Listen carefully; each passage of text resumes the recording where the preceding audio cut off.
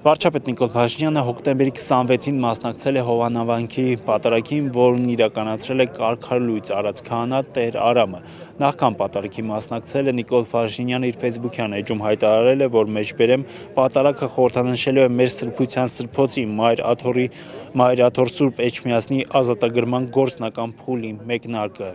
Պատարագի ընթացքում քաղաքացիներից մեկը բղավում էր, որ Ստեփան Ասատրյանը, այսինքն կարգալույծ արված քահանան, իրավունք չունի պատարագ իրականացնել, նրան անվտանգության աշխատակիցները դուրս հանեցին բերանը փակելով։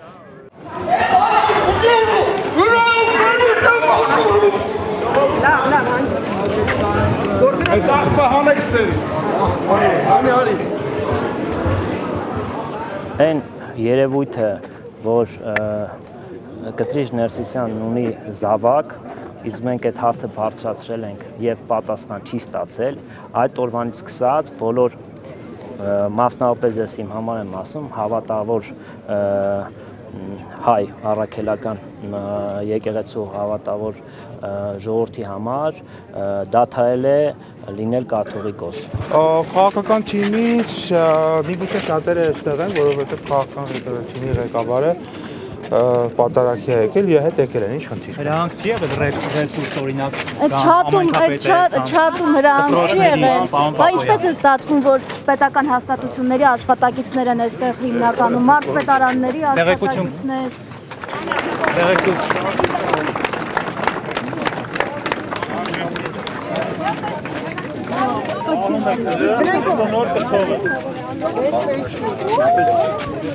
Ահա տեսնում ենք մի իրավիճակ, որ փարիսեցիները, սադուկեցիները, օրենսգետները, ծերերը,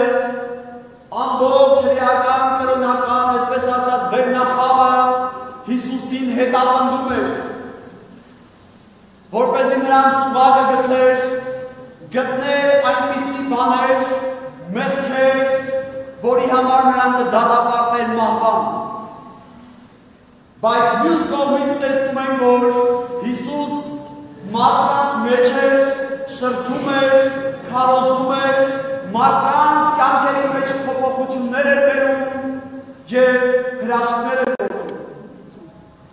Ինչը դուր չէր գալիս փարիսեցիներին։ Միգուցե նաեւ նախանձով էր լցնում նրանց։ Բայց ես իմ շնորհակալությունը անկեղծ ուզում եմ հայտնել մեր երկրի ղեկավարին, մեր վարչապետին, որ 2000 տարի անց մեր վարչապետը Հերովդեսի պես չի գործում, այլ գործում է ճիշտ հակառակը։ Մեծարգո պարոն վարչապետ, ահա այս օրերին մենք տեսնում ենք, որ եկեղեցին